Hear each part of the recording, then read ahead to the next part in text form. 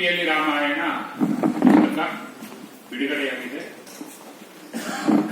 ಸ್ಥೂಲವಾಗಿ ಕಾರ್ಯಕ್ರಮದ ಸ್ವರೂಪ ಹೀಗಿದೆ. 10 ನಿಮಿಷ ನಾನು ಮಾತಾಡಬೇಕು, 20 ನಿಮಿಷ ದೇವರು ಕೊಂಡಾರಿಕೆಯವರು ಮಾತಾಡ್ತಾರೆ. ಇಲ್ಲ ಅಂದ್ರೆ ನೀವೆಲ್ಲರೂ ಊಟಕ್ಕೆ 1:30 ಹೋಗ್ಬಿಡೋ ಸಾಕು. ಆದ್ದರಿಂದ ನನಗೆ ಕೊಡಲಾದ 10 ನಿಮಿಷಗಳನ್ನ ಆದಷ್ಟು ಸದುಪಯೋಗಪಡಿಸಿಕೊಂಡು ಬೇಗ ನನ್ನ ಮಾತುಗಳನ್ನು ಮುಗಿಸ್ತೇನೆ. ಯಾಕೆಂದರೆ ದೇವರು ಕೊಂಡಾರಿಕೆಯವರು ಈ ವಿಷಯದ ಬಗ್ಗೆ ಮಾತನಾಡುವ ನಿಜವಾದ ಅರ್ಹತೆ, ಅಧಿಕಾರ ಹಾಗೂ ತಜ್ಞತೆ ಉಳ್ಳವರು. ಯಾಕೆಂದ್ರೆ ಶಿಲ್ಪಕಲೆಯ ಬಗ್ಗೆ, ಇತಿಹಾಸದ ಬಗ್ಗೆ ಖಚಿತವಾಗಿ ಮಾತನಾಡುವ ವಿದ್ವಾಂಸರು ಅವರು ಇವತ್ತು ಬಂದಿರೋದು ನನಗೆ ತುಂಬಾ ಸಂತೋಷ ಆಗಿದೆ ಮತ್ತು ನನ್ನ ಕೆಲಸ ಆಗಿದೆ. ಈ ಪುಸ್ತಕಕ್ಕೆ ಪ್ರಾಸಂಗಿಕವಾಗಿ ನಾನೇ ಕೆಲವು ಪ್ರವೇಶದ ಮಾತುಗಳನ್ನು ಬರೆದಿದ್ದೇನೆ. ಒಬ್ಬ ಓದುಗನ ರಾಮಾಯಣದ ನಿಜವಾದ ಒಬ್ಬ ಕಾವ್ಯದ ಆಸಕ್ತನಾಗಿಯೂ ಜಿಜ್ಞಾಸುವಾಗಿಯೂ ರಾಮಾಯಣ ಹೇಗೆ ನಮ್ಮ ಜೀವನದಲ್ಲಿ ಹಾಸುಹೊಕ್ಕಾಗಿ ಬರ್ತಾನೆ ಇದೆ, ಇದನ್ನ ಕೆಲವು ಸಂದರ್ಭಗಳನ್ನು ಸಂಕ್ಷಿಪ್ತವಾಗಿ ಹೇಳ್ತಾ ನಾನು ಮುಂದೆ ದೇವರ ಕೊಂಡಾರಿಕೆಯವರಿಗೆ ವೇದಿಕೆ ತೆರವು ಮಾಡಿಕೊಡ್ತೇನೆ. ಇದು ಈ ಪುಸ್ತಕದ ಹಿನ್ನೆಲೆಯಲ್ಲಿ ನಡೆದಂತಹ ಕೆಲವು ಘಟನೆಗಳು. ನಮ್ಮ ಬಂಕಾ ಸತ್ಯನಾರಾಯಣ ಅವರು ಸಾಹಿತಿಗಳ ಪುಸ್ತಕ ಬರೆದ್ರು, ಪಾಪ ಅವರು ಸಾಹಿತಿಗಳ ಆ ಕ್ಲೇಮ್ ಅವರದ್ದಿಲ್ಲ.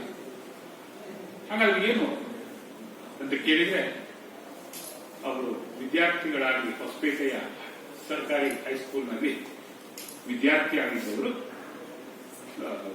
ಹಂಪಿ ಉತ್ಸವ, ವಿರೂಪಾಕ್ಷ ಹುಣ್ಣಿಮೆ ಅಲ್ಲಿಂದ ಶುರುವಾಗಿ ಕೋದಂಡರಾಮ ಉತ್ಸವದವರೆಗೆ 3 ದಿವಸ, ಚೈತ್ರ ಶುದ್ಧ ಹುಣ್ಣಿಮೆಯಿಂದ ಬಿದಿಗೆ. ಅದನ್ನ ಕೆಲವೇ ವಾಕ್ಯಗಳು ಬರ್ತದೆ, ಎಷ್ಟು ಚೆನ್ನಾಗಿ ಬರ್ತಿದ್ದಾರೆ. ಬೆಳಿಗ್ಗೆ ಜನ ಎಲ್ಲ ಎತ್ತಿನ ಗಾಡಿಯಲ್ಲಿ ಬರ್ತಾ ಇದ್ದಾರೆ. 3 ದಿನಕ್ಕಾಗುವಷ್ಟು ಅಡುಗೆ ಬೇಕಾದಂತ ಸಾಮಾನುಗಳನ್ನು ತಂದುಕೊಂಡು ಅಡುಗೆ ಮಾಡಿಕೊಂಡು ಆ ಉತ್ಸವವನ್ನು ಅವರು ಅಲ್ಲಿ ಆಚರಿಸ್ತಾ ಇದ್ದಾರೆ. ಒಂದು ಕಾಲದ ಟ್ರೆಡಿಷನ್, ಬಹಳ ಇಂತ ಆಗ್ತದೆ. ಅವರು ವಿದ್ಯಾರ್ಥಿಗಳ ಈಗ ಸರ್ 80 ಅವರು ವಿದ್ಯಾರ್ಥಿಗಳಾಗಿದ್ದು ಅಂದ್ರೆ ಒಂದು 65 ವರ್ಷದ ಹಿಂದಿನ, ಬಹಳ ಹಿಂದಿಂದೆ ನಮ್ಮ ಕೈಗೆಟುಕುವಂತ ಕಾಲ. ಇವರು ವಿದ್ಯಾರ್ಥಿ ಶಾಲೆಯಿಂದ ಸ್ವಯಂ ಸೇವಕರಾಗಿ ಹಂಪಿಗೆ ಹೋಗಿ ಅಲ್ಲಿ ಸೇವೆ ಸಲ್ಲಿಸಿದವರು.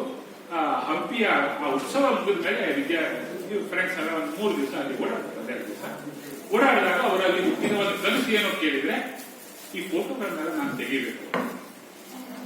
ಒಬ್ಬ ಬಡ ವಿದ್ಯಾರ್ಥಿಗೆ ಬಹಳ ದೊಡ್ಡದಾದಂತ ಬಹಳ ಕಾಸ್ಟ್ಲಿ ಕನಸು, ಈ ಫೋಟೋಗಳನ್ನು ತೆಗಿಬೇಕು. ಆ ಫೋಟೋಗಳು ನಾವೇ ಚಿಕ್ಕವರಿದ್ದಾಗ ನೋಡಿದ್ವಿ, ಎಷ್ಟು ಕೆಲಸಗಳಿರ್ಬೋದು ಹಿಂದೆ.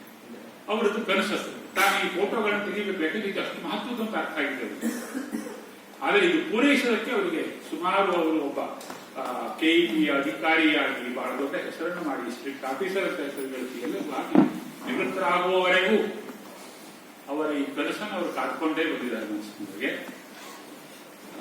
ಕೆಲಸ ಹೇಗಿದೆ ಅಂದರೆ, ಅವರ ಮಗ ಅವರಿಗೆ ಇಲ್ಲೇ ಇಲ್ಲ, ಒಂದು ಕ್ಯಾಮೆರಾ ತೆಗೆಸ್ಕೊಟ್ಟಿಲ್ಲ, ಹೋಗಿ ಎಲ್ಲ ಫೋಟೋಗಳನ್ನು ತೆಕ್ಕೊಂಬನ್ನಿ ಅಂತ ತನ್ನ ಅಪ್ಪ ಕಂಡ ಒಂದು ಕನಸು.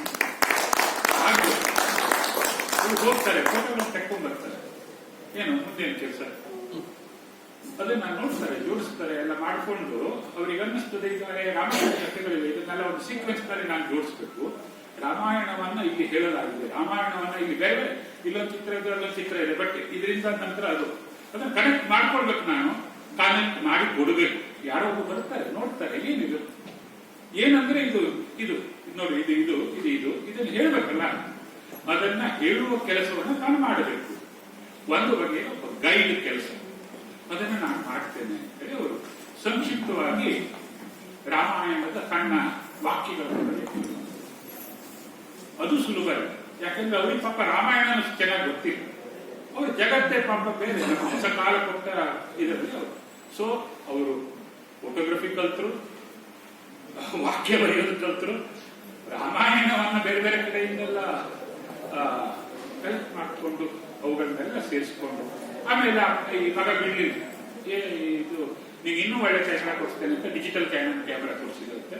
ಮತ್ತೆ ಹೋಗಿ ಮತ್ತೆ ಕೊಟ್ಟು ಈಗಾಗಲೇ ಒಂದು ಪುಸ್ತಕ ಬಂದಿದೆ, ಅದು ಸಾಲದು, ಅದರಲ್ಲಿ ಕೆಲವು ಫೋಟೋಗಳನ್ನು ಬಿಟ್ಟಿದ್ದೇನೆ ಅಂತ ಹೇಳಿ ಈಗ ಈ ದೊಡ್ಡ ಪ್ರಮಾಣದಲ್ಲಿ ಅವರು ಪುಸ್ತಕ ಬಹಳ ಸುಂದರವಾದಂತಹ ಕಲರ್ ಚಿತ್ರಗಳು, ಇವುಗಳ ಕನಿಷ್ಠ ನನ್ನ ಕಣ್ಣೆದುರಿಗೆ 2 ವರ್ಷ ಕಳೆದಿದೆ. ಅವರು ಈ ಪುಸ್ತಕ ಇಟ್ಕೊಂಡು ನಾನು ಏನ್ ಮಾಡಬೇಕು, ಎಲ್ಲಿ ಮುದ್ರಣ ಮಾಡಬೇಕು, ಯಾರ ಹತ್ರ ಬರೆಸಬೇಕು, ಏನ್ ಕಾರ್ಯಕ್ರಮ ಮಾಡಬೇಕು, ಪಾಪ ಸಂಪೂರ್ಣ ಇದು ಏನದು ಪಂಗೋಬ್ಲತೆ ಗಿರಿಮಂತ ಬರುತ್ತಲ್ಲ ಸರ್, ಮೂಕಂ ಕರೋತಿ ಪಂಗೋಬ್ಲತೆ ಲೇಖಕರಲ್ಲ.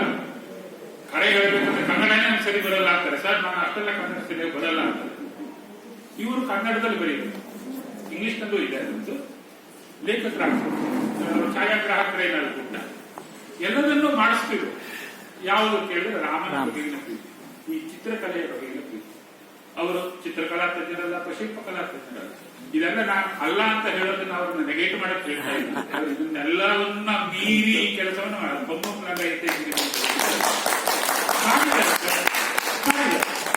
ಅವ್ರು ಕೊಟ್ಟರು. ಕೆಲವು ಮಾತುಗಳನ್ನ ನಾನು ಓಪನ್ ಆಗಿ ಹೇಳ್ಬೋದು ಅನ್ಸುತ್ತೆ, ಯಾಕೆಂದ್ರೆ ಅವರೆಲ್ಲೂ ಮುಚ್ಚು ಮಳೆಗೆ ನಾನು ಇಟ್ಕೊಳ್ಬೇಕಾಗಿಲ್ಲ. ಸರ್ ಎಲ್ಲ ಬರೆದಿದ್ದೀರಿ, ಕೆಲಸ ಮಾಡಿದ್ದೀರಿ, ಲಕ್ಷಾಂತರ ರೂಪಾಯಿ ಖರ್ಚು ಮಾಡಿದ್ದೀರಿ ಸರ್, ವಾಕ್ಯಗಳಲ್ಲಿ ದೋಷಗಳಿವೆ, ಬೇಜಾರಾಗ್ತದೆ ನನಗೆ. ಇಲ್ಲ, ನನ್ಗೆ ಗೊತ್ತಿದೆ ಸರ್, ಅದು ನಿಮಾಂಗ ನಂಗೆ ಯಾರು ಹೇಳಲಿಲ್ಲ ಸರ್. ನಾನು ಕನ್ನಡವನ್ನ ನಾನು ಸರಿ ಮಾಡ್ಕೊಡಿ ಅಂತ ಹೇಳಿ ಬೇಕಾದಷ್ಟೇ ಅಂತ ಕೇಳಿ ಯಾರು ಮಾಡ್ತಿಲ್ಲ. ನಮ್ಮ ಗೆಳೆಯರಿಗೆ ಬಂದಿದ್ದಾರೆ ಶರತ್, ಅವರಿಗೆ ವಹಿಸಿದೆ ಸರ್, ಒಂಚೂರು ಅವರಿಗೆ ಪಾಪ ಇಷ್ಟೊಂದು ಕೆಲಸ ಮಾಡಿದ್ದಾರೆ, ಅವ್ರಿಗೆ ಒಂದ್ ಸ್ವಲ್ಪ ವಾಕ್ಯಗಳಿವೆ, ಅಲ್ಲಿ ಇಲ್ಲಿ ಸ್ವಲ್ಪ ನೀವು ಸರಿಪಡಿಸಿಕೊಟ್ರೆ ಅಥವಾ ಪ್ರೂಫ್ ಅನ್ನು ತಿದ್ದುಕೊಟ್ರೆ ಉತ್ತರ ಆಗ್ತದೆ ಮಾಡಿದ್ರೆ. ಅಯ್ಯೋ ರಾಮಾಯಣ ಮತ್ತೊಂದ್ಸಲ ಓದೋ ಅವಕಾಶ ಆಯ್ತಲ್ಲ ಸರ್, ದಯವಿಟ್ಟು ಕೊಡಿ ಅಂತ ಅವರು ಪ್ರೀತಿಯಿಂದಾನೇ ಆಗ್ತದೆ. ಇಷ್ಟು ಇದರ ಹಿನ್ನೆ. ಇನ್ನು ರಾಮಾಯಣ ಬಗ್ಗೆ ನಾನು ಹೇಳಬೇಕಾದ್ದು ಜಾಸ್ತಿ ಏನೂ ಇಲ್ಲ. ಅದನ್ನ ಮತ್ತೆ ನನಗಿರೋ ಕಡಿಮೆ ಅವಧಿಯಲ್ಲಿ ಒಂದು ಶ್ಲೋಕ ಹೇಳಿದ್ರೆ ಈ ರಾಮಾಯಣ ಏನದು ಆದವು ರಾಮ ತಪೋ ನಾಡಿದವನ ಕಾಂಚನದಲ್ಲ ಹೇಳಿದ್ರೆ ರಾಮಾಯಣ ಬೇಕಾಗಿತ್ತು. ರಾಮಾಯಣ ನಾನು ಹೇಳಬೇಕಾಗಿಲ್ಲ. ರಾಮಾಯಣವನ್ನ ಅವರು ಕಲಾ ರಾಮಾಯಣ ಅಥವಾ ಶಿಲಾ ರಾಮಾಯಣ ಹೇಳುವ ರೀತಿಯಲ್ಲಿ ಇಲ್ಲಿ ಸಿದ್ಧಪಡಿಸಿದ್ದಾರೆ ಅಂತ ಹೇಳಿಕ್ಕೆ ಬಯಸ್ತೇನೆ. ಹಾಗೆ ಶಿಲ್ಪಶಾಸ್ತ್ರದ ಬಗ್ಗೆ ನಾನು ತಜ್ಞನಲ್ಲವಾದರೂ ಕೆಲವು ವಿಷಯವನ್ನ ಇವರಿಗೆ ಮುನ್ನುಡಿಯ ಭಾಗಗಳನ್ನು ಬರೀಬೇಕಂದ್ರೆ ನಾನು ಒಂದು ಸ್ವಲ್ಪ ತಿಳಿಬೇಕಲ್ಲ ಅಂತ ಶಿಲ್ಪಶಾಸ್ತ್ರದ ಕೆಲವು ಭಾಗಗಳನ್ನು ಓದ್ತೇನೆ. ರಾಮ ಅಂದ್ರೆ ಕಂಡುಹಿಡಿಯೋದು ಹೇಗೆ, ಲಕ್ಷ್ಮಣ ಅಂದ್ರೆ ಕಂಡುಹಿಡಿಯೋದು ಹೇಗೆ, ಸೀತೆ ಅಂದ್ರೆ ಕಂಡುಹಿಡಿಯೋದು ಹೇಗೆ, ರಾಮ ನಡುವಿನಲ್ಲಿ ಇರಬೇಕು. ಆಮೇಲೆ ರಾಮನ ಮೂರ್ತಿ ಮಧ್ಯಮ ದಶಕಾಲ ಪ್ರಮಾಣ ಸರ್ ಹೇಳ್ತಾರೆ, ಅದನ್ನೆಲ್ಲ ಶ್ಯಾಮವರ್ಣ, ದ್ವಿಭುಜ, ತ್ರಿಭಂಗಿ, ರಕ್ತವಸ್ತ್ರ, ಕಿರೀಟ, ಮುಕುಟ, ವಕ್ಷಸ್ಥಳದಲ್ಲಿ ಸಿರಿವತ್ಸಲ ಅಂತಿನ ಕೌಸ್ತುಭ ಬಾಲ, ಇದೆಲ್ಲ ರಾಮ. ನಾವು ರಾಮ ಅಂತ ಐಡೆಂಟಿಫೈ ಮಾಡೋದೇ. ಸಾಹಿತ್ಯ ಇಲ್ವಲ್ಲ ಅಲ್ಲಿ, ಶಿಲ್ಪ. ಆ ಶಿಲ್ಪದಲ್ಲಿ ನಾವು ಕಂಡಿರೋದು ಹೀಗೆ. ಆಮೇಲೆ ಲಕ್ಷ್ಮಣ ಯಾರು, ರಾಮನ ಕಿವಿಗೆ ಹತ್ತಿರ ಬರ್ತಾನೆ, ಸೀತೆ ಅವನ ಭುಜಕ್ಕೆ ಹತ್ತಿರ. ಹೀಗೆ ಒಬ್ಬೊಬ್ಬರದ್ದು ಒಂದು ಬಣ್ಣ, ಒಂದು ಕಿರೀಟ, ಒಂದು ಏನೋ ಲಾಂಛನ, ಆಮೇಲೆ ಒಂದು ಕೈಯಲ್ಲಿ ಧರಿಸಿರುತ್ತಾನೆ, ಇನ್ನೊಂದು ಕೈಗೆ ಬಾಣ, ಈ ಕಡೆ ಬತ್ತಳಿಕೆ. ಈ ಎಲ್ಲವೂ ಪ್ರಮಾಣಬದ್ಧವಾದಂತಹ ರೀತಿಯಲ್ಲಿ ಶಿಲ್ಪಶಾಸ್ತ್ರವು, ನಾವು ಹೇಗೆ ಕಾವ್ಯಶಾಸ್ತ್ರ ಆಗುವುದು ಅಂತ ಹೇಳ್ತೇವೆ, ಶಿಲ್ಪಶಾಸ್ತ್ರ ಕೂಡ ಒಂದು ಪ್ರಮಾಣಬದ್ಧವಾದಂತಹ ಇಂಥ ವಿವೇಚನೆಗಳನ್ನ ಹೊಂದಿರುವಂತಹ ಶಾಸ್ತ್ರ. ಆ ಶಾಸ್ತ್ರಗಳನ್ನು ನಾನಾಗಲಿ ಪಂಕ ಸತ್ಯನಾರಾಯಣ ಅವರಾಗಲಿ ಓದಿದವರಲ್ಲವಾದರೂ ಇದರ ಕುರಿತಾದಂತಹ ಒಂದು ಸಣ್ಣ ಪ್ರವೇಶದ ಕೆಲಸವನ್ನು ಸತ್ಯನಾರಾಯಣ ಅವರು ಹಾಗೂ ಅವುಗಳ ಲಿಂಕ್ ಮಾಡುವಂತಹ ಕೆಲವು ವಾಕ್ಯಗಳನ್ನು ಕನ್ನಡದಲ್ಲೂ ಇಂಗ್ಲಿಷಿನಲ್ಲೂ ಅವರು ನೀಡಿದ್ದಾರೆ. ಇದಿಷ್ಟು ಈ ಪುಸ್ತಕದ ವಿಶೇಷ ಅಂಶ.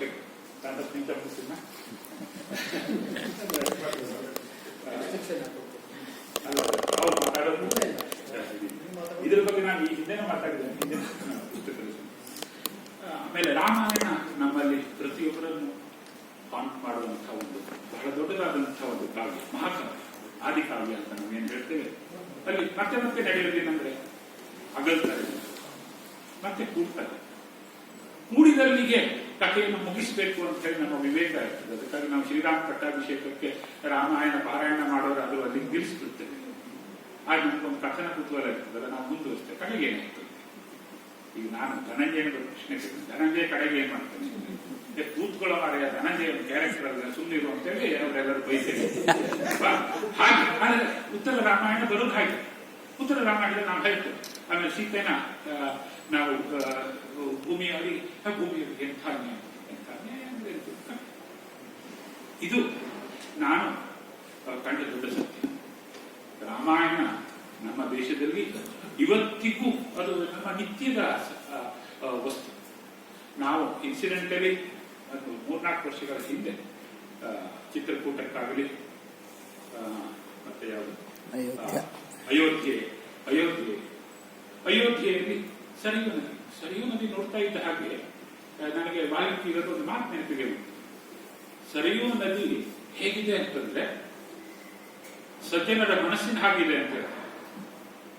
ಅಷ್ಟು ಆ ವಿಸ್ತಾರ, ಆ ನದಿ ನೋಡಿದ್ರೆ ನಮ್ಗೆ ಸಂತೋಷ ಆಗ್ತದೆ. ಆಮೇಲೆ ನಾನು ಇದೇ ಸರಿಯೂ ನದಿ ಅಲ್ವಾ, ಇದೇ ಸರಿಯೂ ನದಿ ಅಲ್ವಾ ಅಂತ ಕೇಳ್ತಿದ್ದು. ಮತ್ತೆ ಯಾಕೆಂದ್ರೆ ಈ ಸರಿಯೂ ನದಿಯನ್ನೇ ದಾಟ್ಕೊಂಡು ಅವನು ಹೋದ. ಈ ಸರಿಯೂ ನದಿಯ ದಡದಲ್ಲಿ ಇಡೀ ರಾಮಾಯಣದ ಕಥೆ ನಡೀತು, ಅಯೋಧ್ಯೆಯ ಕಥೆಗಳೆಲ್ಲ ನಡೀತಿದ್ವಿ. ಚಿತ್ರಕೂಟದಲ್ಲಿ ಹೋದರೆ ಅರೆ ಇಲ್ಲೇ ವನವಾಸ ಅಷ್ಟೇ ಅಲ್ಲ, ಅವರು ಹಿಂದಿಯಲ್ಲಿ ಹೇಳುವ ಮಾತುಗಳು ನಮ್ಗೆ ತಕ್ಷಣ ಗೊತ್ತಾಗಲ್ಲ. ಅವರಿಗೆ ಸೀತಾ ರಸೋಯಿ ಅಂತ, ಸೀತಾ ರಸೋಯಿ ಅಂದ್ರೆ ಸೀತೆ ಅಡುಗೆ ಮನೆ ಅಂತ. ಸೀತೆಯ ಅಡುಗೆ ಮನೆ ಅಂತ ಇವತ್ತಿಗೂ ಜಾಗ ತೋರಿಸ್ತಾರೆ. ಸೀತೆಯ ಅಡುಗೆ ಮನೆ ಇದೆ ಅಂದರೆ ನಮಗೆ ಸೀತೆ ರಾಮ ಇದು ಫಿಕ್ಷನ್ ಅಲ್ಲ, ನಮಗೆ ಅದು ಸತ್ಯ. ನಾವು ಯಾವುದನ್ನಾದ್ರೂ ತುಂಬಾ ನಂಬಿಕೊಂಡು ಮುಂದೇನಾಯ್ತು ಅಂತ ಕೇಳೋದು. ಸೀತೆ ನಮಗೆ ಭಾವನಾತ್ಮಕವಾಗಿ ಸತ್ಯ. ಆಮೇಲೆ ಇದನ್ನೆಲ್ಲ ನೋಡ್ಕೊಂಡು ಬಂದಿದೆಯಾ, ಹೋಗಿ ಸೀತಾಮಡಿಗೆ ಹೋಗಿ ಬಂದ್ಬಿಡು ಅಂದ್ರೆ ಯಾರೋ ಹೋದ್ರೆ ಸೀತಾಮಡಿ ಅಂದ್ರೆ ಏನು ಅಂತ ಕೇಳಿ, ಸೀತೆ ಭೂಮಿಯೊಳಗೆ ಹೋದಂತ ಜಾಗ. ನಿಜವಾಗೂ ಹೇಳ್ತಾರೆ ನನಗೆ ಅದೇ ಕಷ್ಟ ಅಂತ. ಇನ್ನೂ ಪ್ರಪಂಚದಲ್ಲಿ ಅಂಥದ್ದೊಂದು ಜಾಗ ಹಾಗೆ ಇಟ್ಕೊಂಡಿದಾರ ಅಂತ. ಸೀತೆ ಭೂಮಿಯಲ್ಲಿ ಹೋಯ್ತು ಅನ್ನೋದು ನನಗೆ ಇವತ್ತಿಗೂ ತುಂಬಾ ಸಂಕಟ ಆಗುವಂತಹ ಒಂದು ಸಂಗತಿ. ಅಲ್ಲಿ ಅವಳದೊಂದು ಪ್ರತಿಮೆ ಇಟ್ಟಿದ್ದಾರೆ. ಇಲ್ಲಿ ಆ ಸೀತಾದೇವಿ ಭೂಮಿಯಲ್ಲಿ ಹೋದ್ರು ಅಂತ ಹೇಳ್ತಾರೆ. ಇದ್ರ ಬಗ್ಗೆ ಡಿಬೇಟ್ ಇದೆ, ಅದು ಅದೇ ಜಾಗ ಅಲ್ಲ, ಇನ್ನೊಂದು ಕಡೆ ಇದೆ, ಎಲ್ಲೇ ಇರಲಿ. ಸೊ ಭೂಮಿಯ ಒಳಗಡೆ ಅವಳು ಹೋದರು. ಅವಳು ಹೋಗುವಂತೆ ನಮ್ಮ ರಾಮಾಯಣದ ಕಥೆಯಲ್ಲಿ ಘಟನೆಗಳು ನಡೆದವು. ಇವೆಲ್ಲವೂ ನಮಗೆ ನಿತ್ಯ ಸತ್ಯವಾಗಿ ಕಾಡ್ತಾ ಇವೆ, ಕಾಣಿಸ್ತವೆ. ನಮ್ಮನ್ನ ಚಿತ್ರಕೂಟದಲ್ಲಿ ಒಂದು ನದಿಯಲ್ಲಿ ಒಂದು ಕರ್ಕೊಂಡು ಅವನು ಅಲ್ಲಿ ಏನ್ ಹೇಳ್ತಾನಂದ್ರೆ, ಸರ್ ಇವನು ಯಾರು ಭರತ ಇಲ್ಲೇ ಬಂದಿದ್ದು ಅಂತ ಏನ್ ನೋಡಿ, ಭರತ ಇಲ್ಲೇ ಬಂದಿದ್ದು, ಇಲ್ಲೇ ಇದನ್ನ ಕೊಟ್ಟಿದ್ದು. ಆಮೇಲೆ ಏನು ಹೇಳಿದ ನೋಡಿ, ಇಲ್ಲೇ ಅವನು ರಾಮ ಖುಷಿಯಾಗಿ ಸರ ಕೊಟ್ಬಿಟ್ಟ ಸರ್.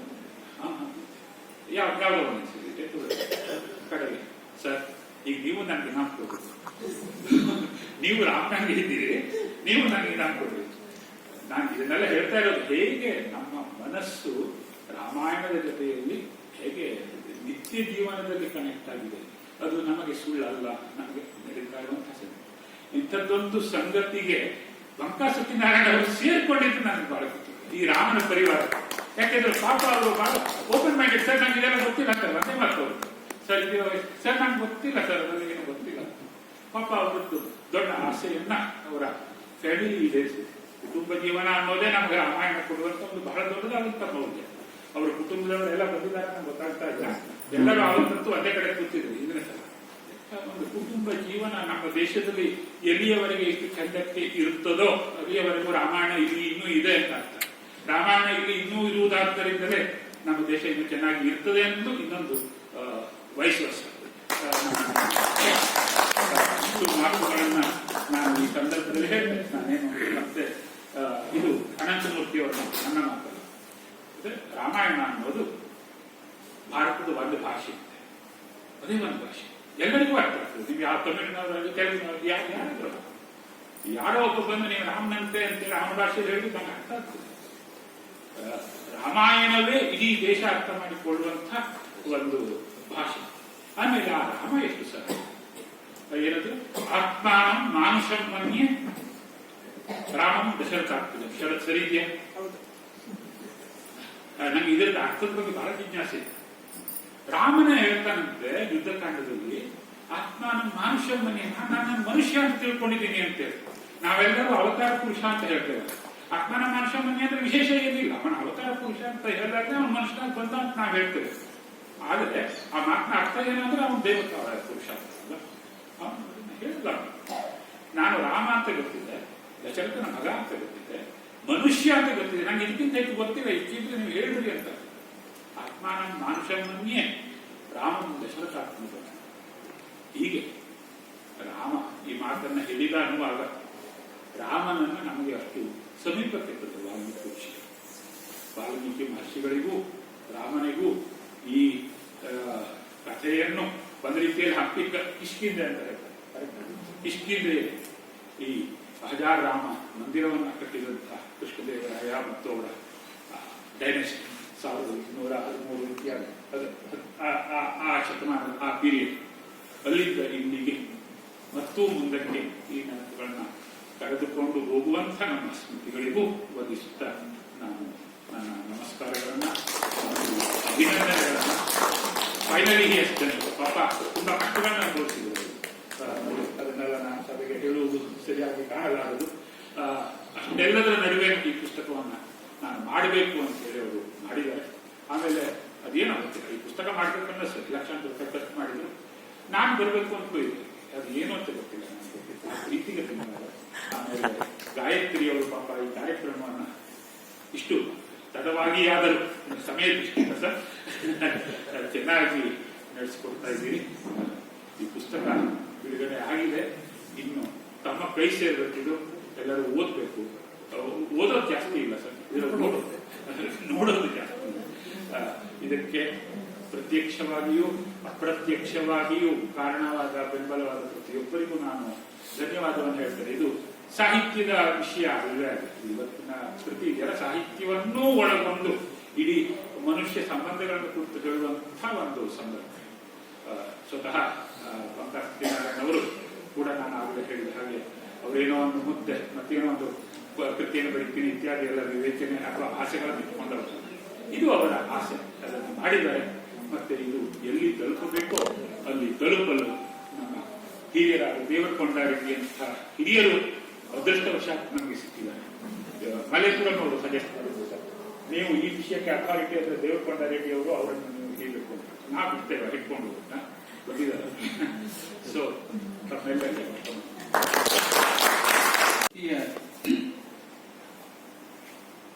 ಲೇಖಕರಾಗಿರ್ತಕ್ಕಂಥ ಶ್ರೀ ಸತ್ಯನಾರಾಯಣ ಅವರೇ, ಕೊಡ್ಲೆಕೆರೆ ಅವರೇ, ಹಾಗೂ ವಿದ್ವಾಂಸರೇ ಮತ್ತು ಆಸಕ್ತರೇ, ಹಂಪಿಯಲ್ಲಿ ರಾಮಾಯಣ ಅಜಾರಾಮ ದೇವಸ್ಥಾನದಲ್ಲಿ ನಾ ಕಂಡಂತೆ ಇರತಕ್ಕಂಥದ್ದು ಈ ಕೃತಿಯ ಟೈಟಲ್. ಇದನ್ನ ಚಿತ್ರಗಳ ಅಲ್ಲಿ ಸಿಗ್ತಕ್ಕಂಥ ಚಿತ್ರಗಳೇನಿದೆ, ಆ ಶಿಲ್ಪಿಗಳು ಕೆತ್ತಿರ್ತಕ್ಕಂಥ ಒಂದು ಶಿಲ್ಪಗಳೇನಿದೆ, ಉಪ್ಪು ಶಿಲ್ಪಗಳೇನಿದೆ, ಆ ಉಪ್ಪು ಶಿಲ್ಪಗಳನ್ನ ಇಟ್ಕೊಂಡು ಈ ಒಂದು ಅದನ್ನ ಒಂದು ಕಥಾನಕದ ರೀತಿಯಲ್ಲಿ ಜೋಡಿಸಿಕೊಂಡು ಈ ಒಂದು ಕೃತಿಯನ್ನ ರಚಿಸಿದ್ದಾರೆ. ನಮ್ಗಿಂತ ಒಂದು ಶಿಲ್ಪಗಳು ಬೇರೆ ಬೇರೆ ಕಡೆನೂ ಸಿಗ್ತಾ ಇದೆ. ಇದಕ್ಕಿಂತ ಮುಖ್ಯವಾಗಿ ನಾನು ಸ್ವಲ್ಪ ಪೂರಕವಾಗಿ ಕೆಲವು ವಿಷಯಗಳನ್ನು ಹೇಳೋದಕ್ಕೆ ಪ್ರಯತ್ನ ಪಡ್ತೀನಿ. ರಾಮಾಯಣಕ್ಕೆ ಮತ್ತು ಮಹಾಭಾರತಕ್ಕೆ ರಾಮ ಏಕೆ ಮುಖ್ಯನಾದ, ಕೃಷ್ಣ ಏಕೆ ಮುಖ್ಯನಾದ ಭರತಖಂಡಕ್ಕೆ ಇರ್ತಕ್ಕಂಥದ್ದು ಬಹಳ ಮುಖ್ಯ. ಹಿಂದೆ ನಾನು ಬೇರೆ ಬೇರೆ ಕಡೆಗಳಲ್ಲಿ ಸಂಕ್ಷಿಪ್ತವಾಗಿ ಎಲ್ಲ ಹೇಳಿದ್ದೀನಿ. ನಮ್ಮಲ್ಲಿ ರಾಮನಿಗೆ ಮುಡುಪಾಗಿರ್ತಕ್ಕಂಥ ದೇವಸ್ಥಾನಗಳು ಸಿಗ್ತಕ್ಕಂಥದ್ದೇ 15ನೇ ಶತಮಾನ ಇತ್ತೀಚೆಗೆ. ಅದಕ್ಕಿಂತ ಹಿಂದೆ ರಾಮನಿಗೆ ಮುಡುಪಾಗಿರ್ತಕ್ಕಂಥ ದೇವಸ್ಥಾನಗಳು ದಕ್ಷಿಣ ಭಾರತದಲ್ಲಿ ಸಿಗ್ತಕ್ಕಂಥದ್ದು ತೀರಾ ತೀರಾ ತೀರಾ ಕಡಿಮೆ. ಅದಕ್ಕೆ ಕಾರಣ ಇಷ್ಟೇ, ನಮ್ಮಲ್ಲೂ ಕೂಡ ಚುಂಚನಕಟ್ಟೆಗೆ ಹೋದ್ರೆ, ಇಲ್ಲಿ KRS ಇದು KR ಚುಂಚನಕಟ್ಟೆಗೆ ಹೋದ್ರೆ ಅಲ್ಲಿ ಶ್ರೀರಾಮ ದೇವಸ್ಥಾನ ಇದೆ, ಮತ್ತೆ ಕೋದಂಡರಾಮ ದೇವಸ್ಥಾನಗಳು ಬೇಕಾದಷ್ಟು ಸಿಗ್ತಾ ಇವೆ, ಎಲ್ಲ ಪ್ರತಿ ಊರಲ್ಲೂ ಸಿಗುತ್ತೆ ನಿಮಗೆ. ಪಟ್ಟಾಭಿರಾಮ ದೇವಸ್ಥಾನ ಸಿಗ್ತಾ ಇದೆ ನಿಮಗೆ. ಸೇಲಂ ಹತ್ರ ಅಯೋಧ್ಯ ಪಟ್ಟಣಂ ಅಂತಿದೆ, ಅಲ್ಲಿ ಪಟ್ಟಾಭಿರಾಮನ ವಿಕ್ರಮ ಸೂತ್ರ ಇದೆ, ಅಲ್ಲೊಂದಿದೆ. ಮತ್ತೆ ಹಂಪಿಯಲ್ಲೇ ಒಂದು ಪಟ್ಟಾಭಿರಾಮ ದೇವಸ್ಥಾನ ಇದೆ. ಸೊ ಹೀಗೆ ಬೇರೆ ಬೇರೆ ಹೆಸರಲ್ಲಿ ನಮಗೆ ದೇವಸ್ಥಾನಗಳು ಸಿಗ್ತಾ ಇವೆ. ಸಿಗ್ತಕ್ಕಂಥ ಎಲ್ಲಾ ದೇವಸ್ಥಾನಗಳು ಕೂಡ 15-16ನೇ ಶತಮಾನ ಈಚಿನ ಇರ್ತಕ್ಕಂಥದ್ದು ಬಹಳ ಮುಖ್ಯ ಇದೆ. ಹಾಗಾದ್ರೆ ಅದಕ್ಕಿಂತ ಮೊದಲು ಹೇಗಿತ್ತು, ಯಾಕೆ ಸಿಗ್ತಾ ಇಲ್ಲ ನಮಗೆ ಇರ್ತಕ್ಕಂಥದ್ದು ಕೂಡ ಒಂದು ಪ್ರಶ್ನೆ ಹಾಕೊಳ್ಬೇಕು. ಯಾಕಂದ್ರೆ ಇವತ್ತು ರಾಮನನ್ನು ನಾವು ಜಪಿಸ್ತೀವಿ, ರಾಮಾಯಣ ಓದ್ತೀವಿ, ಮಹಾಭಾರತವನ್ನು ಓದ್ತೀವಿ, ಭಾಗವತವನ್ನು ನಾವು ಪಾರಾಯಣ ಮಾಡ್ತೀವಿ. ಆದ್ರೆ ನಮಗೆ ಬಹಳ ಪ್ರಮುಖವಾದಂತ ಈ ಒಂದು ಕಥಾನಾಯಕರು ಏನಿದ್ದಾರೆ, ಭಾಗವತದ ಕಥಾನಾಯಕ ಕೃಷ್ಣ ಇರ್ಬೋದು, ಹಾಗೆ ರಾಮಾಯಣದ ಕಥಾನಾಯಕರು ರಾಮ ಇರ್ಬೋದು, ಇವರ ಒಂದು ದೇವಾಲಯಗಳು ಯಾಕೆ 14ನೇ ಶತಮಾನದ ಇತ್ತೀಚೆಗೆ ನಮ್ಗೆ ಸಿಗ್ತಾ ಇವೆ, ಅದಕ್ಕಿಂತ ಮೊದಲು ಯಾಕೆ ಸಿಗೋದಿಲ್ಲ ಅಂತಕ್ಕಂಥ ಒಂದು ಪ್ರಶ್ನೆ ಇಲ್ಲಿ ಎಲ್ಲರನ್ನು ಕಾಡ್ತಕ್ಕಂಥದ್ದು.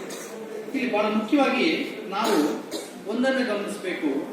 ಇಡೀ ಭರತಖಂಡದ ಇತಿಹಾಸವನ್ನ ನಾವು ಗಮನಿಸಿದ ಸನ್ನಿವೇಶ, ಅದು ಪುರಾಣ ಇರ್ಬೋದು, ಅದು ಇತಿಹಾಸವನ್ನಾಗಿ ತೆಗೆದುಕೊಂಡಾಗಲೂ ಕೂಡ 2 ಪ್ರಮುಖವಾದಂಥ ವಂಶಗಳು ಭರತಖಂಡವನ್ನು ಆಳ್ವಿಕೆ ನಡೆಸಿದೆ. ಒಂದು ಚಂದ್ರವಂಶ, ಇನ್ನೊಂದು ಸೂರ್ಯವಂಶ. ಎರಡಕ್ಕೂ ಮೂಲ ಬ್ರಹ್ಮನಿಂದಲೇ ಆರಂಭ ಆಗಿರ್ತಕ್ಕಂಥ, ಅವನಿಂದಲೇ ಕೌರೊಡೆದಿರ್ತಕ್ಕಂಥ ವಂಶಗಳು ಇವೆರಡೂ ಕೂಡ. ಒಂದು ಚಂದ್ರವಂಶ, ಇನ್ನೊಂದು ಸೂರ್ಯವಂಶ ಇರ್ತದೆ. ಚಂದ್ರವಂಶಕ್ಕೆ ರಾಜಧಾನಿ ಮಥುರಾ. ಇಕ್ಷ್ವಾಕ್ ಅಥವಾ ಸೂರ್ಯವಂಶಕ್ಕೆ ರಾಜಧಾನಿ ಅಯೋಧ್ಯೆ. ಈ ಎರಡು ಪ್ರಾಚೀನವಾದಂತಹ ಒಂದು ರಾಜಕೀಯ ರಾಜಧಾನಿಗಳು. ಕಾಶಿಯ ನನ್ನ ರಾಜಧಾನಿ ಅಲ್ಲ, ಅದು ಕಾಶಿ ಮುಕ್ತಿ ಕ್ಷೇತ್ರಗಳು. ಕಾಶಿ ಎಂದೆಂದಿಗೂ ಅದು ಮುಕ್ತಿ ಕ್ಷೇತ್ರಗಳು, ಅದು ರಾಜಧಾನಿ ಆಗಿರಲಿಲ್ಲ. ಹೀಗಾಗಿ ಭರತಖಂಡದಲ್ಲಿ ಹಿಂದಿನಿಂದಲೂ ಇದ್ದಂತ ಎರಡು ರಾಜಧಾನಿಗಳು, ಪ್ರಮುಖವಾದಂತಹ ರಾಜಧಾನಿಗಳು ನಮಗೆ ಒಂದು ಮಥುರಾ ಪಶ್ಚಿಮ ಭಾರತಕ್ಕೆ ಬರ್ತಕ್ಕಂಥದ್ದು, ಪೂರ್ವ ಭಾರತಕ್ಕೆ ಬರ್ತಕ್ಕಂಥದ್ದು ಅಥವಾ ಮಧ್ಯ ಭಾರತದಲ್ಲಿ ಬರ್ತಕ್ಕಂಥದ್ದು ಅಯೋಧ್ಯೆ. ಈ ಎರಡು ರಾಜಧಾನಿಗಳನ್ನು ಕೇಂದ್ರವಾಗಿ ಇಟ್ಕೊಂಡು ಆಳ್ವಿಕೆ ನಡೆಸಿದಂತ ಎರಡು ವಂಶಗಳು, ಒಂದು ಮಥುರಾವನ್ನ ಕೇಂದ್ರವಾಗಿ ಇರಿಸಿಕೊಂಡಂತ ಆಳ್ವಿಕೆ ನಡೆಸಿದಂತ ಒಂದು ಚಂದ್ರವಂಶದ ರಾಜರು, ಅಯೋಧ್ಯೆಯನ್ನು ಕೇಂದ್ರವಾಗಿ ಇರಿಸಿಕೊಂಡು ಆಳ್ವಿಕೆ ನಡೆಸಿದಂತವರು ಈ ಸೂರ್ಯವಂಶದವರು.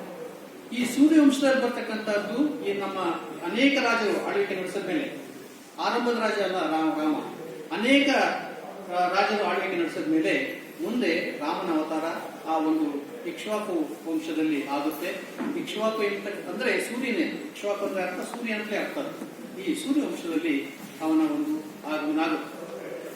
ನಮ್ಮ ಇಡೀ ಭರತಖಂಡದ ರಾಜರು, ಬಹುತೇಕ ರಾಜರು ಚಂದ್ರವಂಶದವರು. ಇದು ಬಹಳ ಆಶ್ಚರ್ಯ. ನಿಮಗೆ ಪಶ್ಚಿಮ ಭಾರತದಲ್ಲಿ ಆಳ್ವಿಕೆ ನಡೆಸಿದ ಎಲ್ಲಾ ರಾಜರು, ಅದು ರಾಜಸ್ಥಾನ ಇರ್ಬೋದು, ಗುಜರಾತ್ ಇರ್ಬೋದು, ಮಹಾರಾಷ್ಟ್ರ ಇರ್ಬೋದು, ಕರ್ನಾಟಕ, ಅದು ಆಂಧ್ರ ಮತ್ತು ತಮಿಳುನಾಡು, ಇಷ್ಟು ಜನ ಎಷ್ಟು ಜನ ರಾಜರು ಆಳ್ವಿಕೆ ನಡೆಸಿದ್ದಾರೆ, ಇವರೆಲ್ಲರೂ ಕೂಡ ಚಂದ್ರವಂಶದವರು. ಹಾಗಾದ್ರೆ ಇಕ್ಷ್ವಾಕು ವಂಶದವರು ಬಹಳ ಕಡಿಮೆ ರಾಜ್ಯಭಾರ ಮಾಡಿದ್ರು, ನಮ್ಮ ಭರತಖಂಡವನ್ನು ಆಳ್ವಿಕೆ ನಡೆಸಿದ್ರು. ಅದರಲ್ಲೂ ಮುಖ್ಯವಾಗಿ ಈ ಪಶ್ಚಿಮ ಭಾರತದ ಕಡೆಗೆ ಅಥವಾ ದಕ್ಷಿಣ ಭಾರತದಲ್ಲಿ ಇಕ್ಷ್ವಾಕು ವಂಶದ ಅರಸರು ಆಳ್ವಿಕೆ ನಡೆಸಿದ್ದು ಬಹಳ ಕಡಿಮೆ.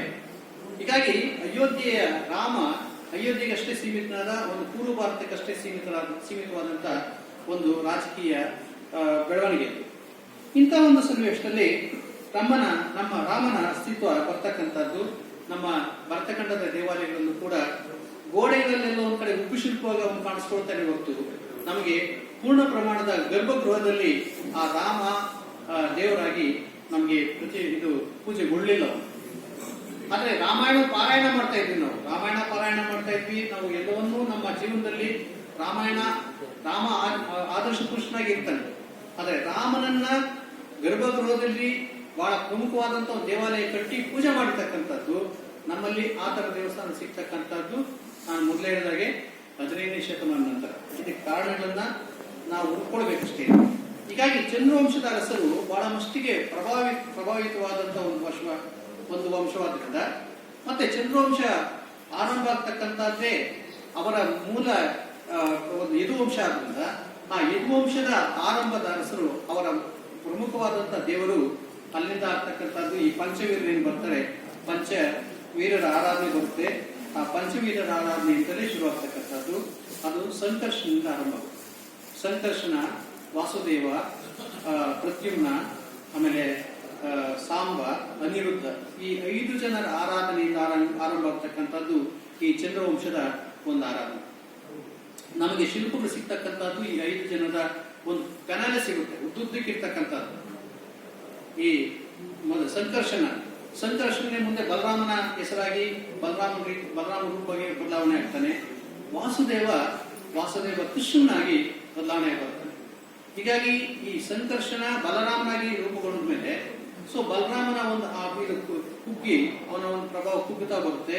ವಾಸುದೇವ ಕೃಷ್ಣನ ಪ್ರಭಾವ ಜಾಸ್ತಿ ಆಗ್ತಾ ಬರುತ್ತೆ. ಹೀಗಾಗಿ ಅಲ್ಲೂ ಕೂಡ ಈ ವಾಸುದೇವ ಕೃಷ್ಣನ ಒಂದು ಈ ಚಂದ್ರವಂಶದ ಅರಸರಲ್ಲಿ ಪ್ರಮುಖನಾಗ್ತಾನೆ. ನಮಗೆ ಈ ಬಹಳ ಪ್ರಮುಖವಾಗಿ ಬರ್ತಕ್ಕಂಥದ್ದು ಇದು ಗ್ರೀಕರು. ಈ ಗ್ರೀಕ್ ಅರಸರು ಏನ್ ಮಾಡ್ತಾರೆ, ನಮ್ಮ ಕರ್ನಾಟಕ ಭರತಖಂಡ ಬಂದಂತ ಸನ್ನಿವೇಶದಲ್ಲಿ ಈ ಭರತಖಂಡದಲ್ಲಿ ವಾಯುವ್ಯ ಭಾರತದಲ್ಲಿ ಆಳ್ತಾ ಇದ್ದಂಥವ್ರು ಗ್ರೀಕ್ ತಕ್ಷಶಿಲೆ, ಈ ಇವತ್ತಿನ ಆಫ್ಘಾನಿಸ್ತಾನ ಮತ್ತು ಪಾಕಿಸ್ತಾನದ ಒಂದು ಪೂರ್ವ ಭಾಗ ಏನಿದೆ, ಪಶ್ಚಿಮ ಭಾಗ, ಆ ಪ್ರದೇಶವನ್ನು ಆಳ್ತಾ ಇದ್ದಂಥವರು ಈ ಗ್ರೀಕ್ ಅರಸರು. ಈ ಗ್ರೀಕರು ಭರತಖಂಡ ಬಂದಾಗ ಇಲ್ಲಿನ ಒಂದು ಮತವನ್ನು ಸ್ವೀಕರಿಸ್ತಾರೆ. ಅದೇ ಈ ಭಾಗವತ ಪಂಥ. ಈ ಭಾಗವತ ಪಂಥ ಯದುವಂಶದವರ ಒಂದು ಪಂಥ ಇದೆ. ಹೀಗಾಗಿ ಗ್ರೀಕರು ಮೊದಲು ಇದು ಮೂರ್ತಿ ಪೂಜಕರವರು ಗ್ರೀಕರು. ಈಗಾಗಲೇ ಗ್ರೀಕರಲ್ಲಿ ಮೂರ್ತಿ ಪೂಜೆಗಳು ಇರ್ತದೆ ಆ ಕಾಲದಲ್ಲಿ. ನಮ್ಮಲ್ಲಿ ಮೂರ್ತಿ ಪೂಜೆ ಇರಲಿಲ್ಲ. ನಮ್ಮಲ್ಲಿ ಮೂರ್ತಿ ಪೂಜೆ ನಾವೆಲ್ಲ ಅನ್ಕೊಳ್ತೀವಿ ಏನು 5,000 ವರ್ಷ 6,000 ವರ್ಷ ಅಂತ. 5,000 ವರ್ಷದ ಯಾವ ವಿಗ್ರಹವೂ ನಮಗೆ ಸಿಗೋದಿಲ್ಲ. ನೆನ್ಪಿಟ್ಕೊಡ್ರಿ, ನಮ್ಮ ಎಲ್ಲಾ ದೇವಸ್ಥಾನಗಳು ಪ್ರಾರಂಭ ಆಗಿದ್ದು ನಮ್ಮ ಪೂಜಾ ರೀತಿಯಲ್ಲಿ ಇರ್ತಕ್ಕಂಥ ದೇವಸ್ಥಾನದ ರೀತಿಯಲ್ಲಿ ವಿಗ್ರಹಗಳು ಆರಂಭ ಆಗಿರ್ತಕ್ಕಂಥದ್ದೇ ಎರಡೂವರೆ ಸಾವಿರ ವರ್ಷಗಳಿಂದ ಈಚೆಗೆ. ಅದಕ್ಕಿಂತ ಮೊದಲು ನಮ್ಮಲ್ಲೂ ಕೂಡ ಮೂರ್ತಿ ಪೂಜೆ ಇರಲಿಲ್ಲ. ನಮ್ಮಲ್ಲಿ ಏನಿದ್ರು ಈ ವೇದ ಮಂತ್ರಗಳ ಮೂಲಕವೇ ಎಲ್ಲಾ ಪೂಜೆಗಳು ಎಲ್ಲ ಇದು ನಡೀತಾ ಇದೆ. ಹೀಗಾಗಿ ಈ ಗ್ರೀಕರು ಬಂದು ಯಾವಾಗ ಇಲ್ಲಿನ ಒಂದು ಮತವನ್ನು ಸ್ವೀಕರಿಸಿದ್ರು, ಭಾಗವತ ಸಂತವನ್ನು ಸ್ವೀಕರಿಸಿದ್ರು, ಆಗ ಮೊದಲಿಗೆ ಹಿರಿಯೋಡರ ಸಂತಕ್ಕಂಥ ಗ್ರೀಕ್ ಅಧಿಕಾರಿ ಬರ್ತಾನೆ. ವಿದಿಶಾ, ಇವತ್ತಿನ ಬೇಸ್ ನಗರ ಅಂತಿದೆ ಮಧ್ಯಪ್ರದೇಶದಲ್ಲಿ, ಆ ಭೂಪಾಲ ಹತ್ರ ಬರ್ತಕ್ಕಂಥದ್ದು. ಅಲ್ಲಿ ಒಂದು ವಾಸುದೇವರಿಗಾಗಿ ಒಂದು ದೇವಾಲಯವನ್ನು ಕಟ್ಟಿಸ್ತಾನೆ. ದೇವಾಲಯವನ್ನು ಕಟ್ಟಿಸಿ ಗರುಡ ಧ್ವಜವನ್ನು ಸ್ಥಾಪನೆ ಮಾಡಿ ತಾನು ಶಾಸನ ಹಾಕಿಸ್ತಾನೆ. ದೇವದೇವಸ್ಯ ವಾಸುದೇವಸ್ಯ, ಅವನಿಗಾಗಿ ನಾನು ದೇವಸ್ಥಾನ ಕಟ್ಟಿಸಿದೆ, ಈ ಗರುಡ ಧ್ವಜವನ್ನು ಸ್ಥಾಪನೆ ಮಾಡಿದೆ ಅಂತ ಹೇಳಿದೆ. ಮೊದಲಿಗೆ ಈ ಗ್ರೀಕರು ಅಂದ್ರೆ ಪಶ್ಚಿಮ ಭಾರತವನ್ನು ಆಳ್ತಾ ಇದ್ದಂತ ಗ್ರೀಕರು ಈ ಇಲ್ಲಿನ ಒಂದು ಮತವನ್ನು ಸ್ವೀಕರಿಸಿ ಅಲ್ಲಿ ಕೃಷ್ಣನ ಆರಾಧನೆಯನ್ನ, ವಸುದೇವನ ಆರಾಧನೆಯನ್ನ ಅವರು ಪ್ರಾರಂಭಿಸ್ತಾರೆ. ಆ ಒಂದು ಮೂಲವೇ ಹೆಚ್ಚು ಕಡಿಮೆ ನಮ್ಮ ಇಡೀ ಪಶ್ಚಿಮ ಭಾರತ ಮತ್ತು ದಕ್ಷಿಣ ಭಾರತದ ಅರಸರೆಲ್ಲರೂ ಕೂಡ ಎಲ್ಲರೂ ಹೇಳ್ಕೊಳ್ತಕ್ಕಂಥ ನಾವು ಇದು ವಂಶದವರು, ರಾಷ್ಟ್ರಕೂಟರು ಇದು ವಂಶದವರು, ಹೊಯ್ಸಳರು ಇದು ವಂಶದವರು, ಯಾದವರು ಮೊದಲೇ ಇದು ವಂಶದವರು, ವಿಜಯನಗರದ ಅರಸರು ಇದು ವಂಶದವರೇ, ವಿಜಯನಗರದ ಅರಸರು ಚೋಳರು ಇದು ವಂಶದವರು. ಸೊ ಹಾಗಾದ್ರೆ ಇಕ್ಷ್ವಾಕು ವಂಶದವರು ಯಾರು ಇಲ್ಲಿ? ಈಗ ಇಕ್ಷ್ವಾಕು ವಂಶದ ಅರಸರು, ನಮಗೆ ಇಕ್ಷ್ವಾಕು ವಂಶದ ಒಂದು ಪ್ರಭಾವ ಈ ನಮ್ಮ ದಕ್ಷಿಣ ಭಾರತದಲ್ಲಿ ಬಂದಿದ್ದು ಬಹಳ ಕಡಿಮೆ. ಮುತ್ತರಾದಲ್ಲಿ ನೀವು ಒಂದು ಘಟನೆ ನೆನಪು ಮಾಡ್ಕೊಳ್ಳಿ. ಈ ಇದರಲ್ಲಿ ಮುತ್ತರಾದಿಂದ ಮುಂದೆ ಒಂದು ದೊಡ್ಡ ವಲಸೆ ಗುಜರಾತ್ ಕಡೆ ಬರುತ್ತೆ, ದ್ವಾರಕೆಗೆ ಬರುತ್ತೆ. ಅದು ಮಹಾ ವಲಸೆ. ಅದು ಐತಿಹಾಸಿಕವಾಗಿ ಕೂಡ ಬಹಳ ನಾವು ಅದನ್ನು ಅಧ್ಯಯನ ಮಾಡ್ಕೊಳ್ಬೇಕಷ್ಟೇ. ಅದನ್ನು ಅಂದ್ರೆ ಆ ಹೇಗೆ ಎದುಗಳು ಮುತ್ತರಾದಲ್ಲಿ ಕೇಂದ್ರೀಕೃತವಾಗಿದ್ದಂತ ಎದುಗಳು ಹೇಗೆ ಈ ದಕ್ಷಿಣ ಕಡೆಗೆ ಬಂದರು ವಲಸೆಗೆ ಬಂದಿರ್ತಕ್ಕಂಥದಕ್ಕೆ ಅದು ಅವೆಲ್ಲವೂ ಕೂಡ ಆಧಾರವಾಗಿ ಐತಿಹಾಸಿಕವಾಗಿ ಆಧಾರವಾಗಿ ಬರ್ತಕ್ಕಂಥದ್ದು. ಆ ಮಹಾವಲಸೆ ಅದು ಕೃಷ್ಣ ಮುಂದೆ ಬರ್ತಕ್ಕಂಥದ್ದು ಈ ಮಧುರೆಗೆ ಇದು ದ್ವಾರಕೆಗೆ ಬರ್ತಾನೆ, ದ್ವಾರಕೆಯಲ್ಲಿ ಅದು ಕೊನೆ ಆಗ್ತದೆ. ಸೊ ಇದು ಆ ಮಹಾವಲಸೆಯ ಮುಂದೆ ಬರ್ತಕ್ಕಂಥದ್ದು. ನಮ್ಮ ಮಧ್ವ ಯತಿಗಳು ಕೂಡ ಕೃಷ್ಣನನ್ನ ತೆಗೆದುಕೊಂಡು ಬಂದಿದ್ದು ದ್ವಾರಕೆಯಿಂದ ತೆಗೆದುಕೊಂಡು ಮತ್ತೆ ಉಡುಪಿಯಲ್ಲಿ ಸ್ಥಾಪನೆ ಮಾಡಿರ್ತಕ್ಕಂಥದ್ದು. ಅದು ಪ್ರಚಂಡದಲ್ಲಿರ್ತಕ್ಕಂಥ ನಂಬಿಕೆ. ಹೀಗಾಗಿ ಈ ಒಂದು ಪ್ರದೇಶ ಏನಿದೆ, ಒಂದು ಮಥುರ ಆದ್ಮೇಲೆ ದ್ವಾರಕೆ, ಈ ಎರಡೂ ಪ್ರದೇಶಗಳು ಇವರ ಒಂದು ಇದಾದ್ರೆ ಯಾರ್ದು ಯದುಗಳ ಒಂದು ಯದು ವಂಶದವರ ಒಂದು ಕೇಂದ್ರಗಳಾದ್ರೆ, ಆರಾಧನಾ ಕೇಂದ್ರಗಳಾದ್ರೆ, ರಾಜಧಾನಿಗಳಾದ್ರೆ, ಇಲ್ಲಿ ಪೂರ್ವಕ್ಕೆ ಇಕ್ಷ್ವಾಕುಗಳದ್ದು ಅಯೋಧ್ಯೆ ಮುಖ್ಯವಾದಂತಹ ಕೇಂದ್ರವಾಗಿರುತ್ತೆ. ಇಲ್ಲಿ ಈ ಬಹಳ ಕಡಿಮೆ ಅರಸರು, ಈ ಇದು ಇಕ್ಷ್ವಾಕು ವಂಶದ ಅರಸರು ದಕ್ಷಿಣ ಭಾರತವನ್ನು ಆಳ್ವಿಕೆ ನಡೆಸಿದ್ರು. ಕ್ರಿಸ್ತಶಕ 4-5ನೇ ಶತಮಾನದಲ್ಲಿ ನಾಗಾರ್ಜುನಕೊಂಡ ಅಥವಾ ಅದಕ್ಕಿಂತ ಮೇಲ್ಭಾಗದಲ್ಲಿ ಸ್ವಲ್ಪ ಒಬ್ಬ ಇಕ್ಷ್ವಾಕು ಅರಸ ಇರ್ತಾನೆ. ಇಕ್ಷ್ವಾಕು ವಂಶದ ಅರಸರು ಆಳ್ವಿಕೆ ನಡೆಸ್ತಾರೆ. ಆದ್ರೆ ಆ ಇಕ್ಷ್ವಾಕು ವಂಶದವರಿಗೂ ಅಥವಾ ಅಯೋಧ್ಯೆ ನಾಡದಂತ ಅರಸರು ಇದ್ದಂತ ಸಂಬಂಧ ಏನು ಸ್ಪಷ್ಟ ಆಗುದಿಲ್ಲ. ನೀವು ಯಾವುದೇ ಒಂದು ಹೆಸರನ್ನ ತಗೊಂಡ್ರೆ ದಕ್ಷಿಣ ಭಾರತದ ಆಳ್ವಿಕೆ ನಡೆಸಂತ ರಾಜನ ರಾಮನ ಹೆಸರಿಂದ ಅಥವಾ ಇದರಿಂದ ಆರಂಭ ಆಗುದಿಲ್ಲ. ಬಹಳ ವಿಚಿತ್ರ ಇವೆಲ್ಲ. ನಾವು ಇತಿಹಾಸವನ್ನ ಬೇರೆ ಈ ರೀತಿಯಲ್ಲೂ ನಾವು ಗಮನಿಸಬಹುದು. ಹೀಗೆ ಬಂದಂತ ಒಂದು ಸನ್ನಿವೇಶ ಈ ಮುಂದೆ ನಮ್ಮ ಈ ವಿಜಯನಗರದ ಅರಸರು ಬಂದಂತ ಸನ್ನಿವೇಶದಲ್ಲಿ ನಿಮಗೆ ಇನ್ನೊಂದು ಬಹಳ ಪ್ರಮುಖವಾಗಿ ಅಂದ್ರೆ, ನಮಗೆ ಕೆಲವು ರಾಮನ ಹೆಸರಲ್ಲಿರ್ತಕ್ಕಂಥ ಲಿಂಗಗಳು ಸಿಗುತ್ತೆ. ನಿಮಗೆ ರಾಮಲಿಂಗೇಶ್ವರ, ರಾಮೇಶ್ವರ, ಈ ತರದ ಹೆಸರು ಬರುತ್ತೆ. ರಾಮನ ಹೆಸರಲ್ಲಿರ್ತಕ್ಕಂಥ ಶಿವಲಿಂಗಗಳು ನಮ್ಗೆ ಸಿಗುತ್ತೆ. ಈ ಶಿವಲಿಂಗಗಳ ಹಿನ್ನೆಲೆಯಲ್ಲಿ ನಾವು ನೋಡಿದಾಗ ರಾಮನನ್ನ ನಾವು ಗುರುತಿಸ್ಕೊಳ್ಬೇಕಾಗುತ್ತೆ. ಆದರೆ ಗರ್ಭಗೃಹದಲ್ಲಿ ರಾಮನ ವಿಗ್ರಹ ಇಟ್ಟು ಪೂಜೆ ಮಾಡ್ತಕ್ಕಂಥ ಒಂದು ಪದ್ಧತಿ ನಮಗೆ ಆರಂಭ ಆಗ್ತಕ್ಕಂಥದ್ದು ಮೊದಲು ಹೇಳಿದಾಗೆ ವಿಜಯನಗರ ಕಾಲದಲ್ಲಿ ಅಷ್ಟೇ. ಅದನ್ನು ನಾವು ನೋಡಬೇಕು. ರಾಷ್ಟ್ರಕೂಟರ ಕಾಲದಲ್ಲೂ ಇಲ್ಲ. ರಾಷ್ಟ್ರಕೂಟರ ಕಾಲದಲ್ಲಿ ಗೋಡೆಗಳಲ್ಲಿ ಬರುತ್ತೆ ಉಪ್ಪು ಶಿಲ್ಪವಾಗಿ. ಮತ್ತೆ ರಾಮಾಯಣ ಶಿಲ್ಪಗಳು ನಿಮಗೆ ಬಹಳ ಪ್ರಧಾನವಾಗಿ ನಿಮಗೆ ನಮ್ಗೆ ಬರ್ತಕ್ಕಂಥದ್ದು ಈ ಇವರು ಕಲ್ಯಾಣ ಚಾಲುಕ್ಯರ ಕಾಲದಲ್ಲಿ ಅಥವಾ ಹೊಯ್ಸಳರ ಕಾಲದಲ್ಲಿ ರಾಮಾಯಣವನ್ನ ಸಂಪೂರ್ಣವಾಗಿ ಅವನು ಒಂದು ಕಡೆಯಿಂದ ಬಿಡಿಸ್ಕೊಂಡು ಹೋಗ್ತಾನೆ. ಹೇಗೆ ವಿಜಯನಗರದವರು ಅದು ಮುಂದೆ ಅನುಸರಿಸ್ತಾರೆ. ಆದ್ರೆ ಬಹಳ ಸುಂದರವಾಗಿ ನಿಮಗೆ ಇದು ಅಧಿಷ್ಠಾನದಲ್ಲಿ, ದೇವಾಲಯದ ಅಧಿಷ್ಠಾನ ಭಾಗದಲ್ಲಿ ಒಂದು ಪಟ್ಟಿಕೆಯಾಗಿ ಈ ಕಡೆಯಿಂದ ಪ್ರಾರಂಭವಾಗಿ ಕೊನೆಯವರೆಗೂ ರಾವಣನ ಹತ್ಯೆ ಆಗುವವರೆಗೂ ಆ ಒಂದು ಶಿಲ್ಪಗಳ ಪಟ್ಟಿಕೆಯನ್ನ ಅಲ್ಲಿ ಬಿಡಿಸ್ಕೊಂಡು ಹೋಗಿರೋದನ್ನ ನಾವು ಗಮನಿಸ್ತೀವಿ. ಈ ತರದ ಒಂದು ಪಟ್ಟಿಕೆಗಳನ್ನು ನಾವು ನೋಡ್ತೀವಿ. ಹೊರತು ರಾಮನನ್ನ ಸ್ವತಂತ್ರವಾದಂತಹ ದೇವತೆಯಾಗಿ ಪೂಜೆ ಮಾಡ್ತಕ್ಕಂಥ ರೀತಿ ನಮಗೆ ಸಿಗ್ತಾ ಇದೆ. ಹಾಗಾದ್ರೆ ಈ ವಿಜಯನಗರ ಕಾಲದಲ್ಲಿ ಹೇಗೆ ಸಿಗ್ತದೋ, ವಿಜಯನಗರ ಕಾಲದಲ್ಲಿ ಹೇಗೆ ಪ್ರಾರಂಭ ಆಯ್ತು ಅಂತಕ್ಕಂಥದ್ದು ಬಹುಶಃ ಈ ವಿಜಯನಗರ ಕಾಲಕ್ಕೆ ಒಂದು ಬಹಳ ಪ್ರಮುಖವಾದಂತಹ ಒಂದು ಬದಲಾವಣೆಗಳಾಗುತ್ತೆ ಒಂದು ಭರತಖಂಡದಲ್ಲಿ. ಇಡೀ ಭರತಖಂಡ ಇಲ್ಲಿ ಕರ್ನಾಟಕದಲ್ಲಂತೂ ಬಹಳ ದೊಡ್ಡ ಪ್ರಮುಖವಾದಂತಹ ಬದಲಾವಣೆ. ಅಂದ್ರೆ 1336ಕ್ಕೆ ಈ ಕಾಲಕ್ಕಿಂತ ಹಿಂದೆ ಇದ್ದಂತ ಎಲ್ಲಾ ಅರಸರನ್ನು ನಮ್ಮ ದಾಳಿಕೋರರು ಸೋಪಾಗಿ ತೊಡೆದು ಬಿಡ್ತಾರೆ. ಯಾವ ರಾಜರು ಉಳಿದಿರೋದಿಲ್ಲ. 1336ಕ್ಕೆ ಕರ್ನಾಟಕ ಅಥವಾ ದಕ್ಷಿಣ ಭಾರತದಲ್ಲಿ ಬಂದಂತ ಒಂದು ದಾಳಿ ಏನಿದೆ, ಮುಸಲ್ಮಾನರ ದಾಳಿ. ಆ ಮುಸಲ್ಮಾನರ ದಾಳಿ ಕಾಲಕ್ಕೆ ಹೆಚ್ಚು ಕಡಿಮೆ ಆಳ್ವಿಕೆ ನಡೆಸ್ತಾ ಇದ್ದಂತ ಎಲ್ಲಾ ಪಾರಂಪರಿಕ ರಾಜರು ಎಲ್ಲ ಸತ್ತೋಗಿರ್ತಾರೆ, ಅಥವಾ ಸಾಯಿಸ್ಬಿಟ್ಟಿರ್ತಾರೆ, ಅಥವಾ ಅವರನ್ನ ರಾಜ್ಯವನ್ನು ಕಿತ್ಕೊಂಡು ಕಳಿಸ್ಬಿಟ್ಟಿರ್ತಾರೆ. ಹೀಗಾಗಿ ಯಾವ ರಾಜರು ಅಲ್ಲಿಂದ ಆಚೆಗೆ ಅದಕ್ಕಿಂತ ಹಿಂದಿದ್ದಂತ ರಾಜರು ಯಾರು ಕೂಡ ಮುಂದುವರಿಯೋದಿಲ್ಲ. ಹೊಸ ರಾಜ್ಯ ಶುರುವಾಗುತ್ತೆ. ಆ ಹೊಸ ರಾಜ್ಯ ಶುರುವಾಗಿದ್ದೆ ವಿಜಯನಗರದ ಅರಸಕಾಲ. ವಿಜಯನಗರ ಅರಸಕಾಲ ಆರಂಭವಾದ ಸನ್ನಿವೇಶದಲ್ಲಿ ಪೂರ್ವದ ಕಡೆಯಿಂದ ಮತ್ತು ಉತ್ತರದ ಕಡೆಯಿಂದ ವಾಯುವ್ಯ ಈಶಾನ್ಯದ ಕಡೆಯಿಂದ ಅನೇಕ ಜನ ಬ್ರಾಹ್ಮಣರು ಮತ್ತೆ ಬೇರೆ ಬೇರೆಯವರೆಲ್ಲರೂ ಕೂಡ ಈ ಒಂದು ಆಸ್ಥಾನಕ್ಕೆ ಮತ್ತೆ ಈ ರಾಜ್ಯಕ್ಕೆ ವಲಸೆ ಬರ್ತಾರೆ.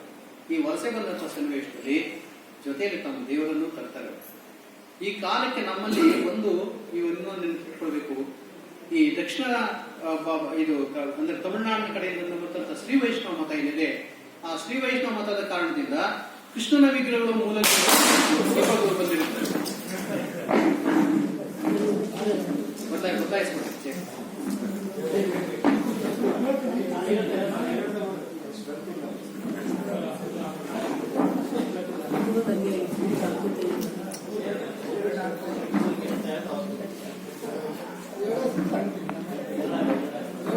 ತಮಿಳುನಾಡಿನಿಂದ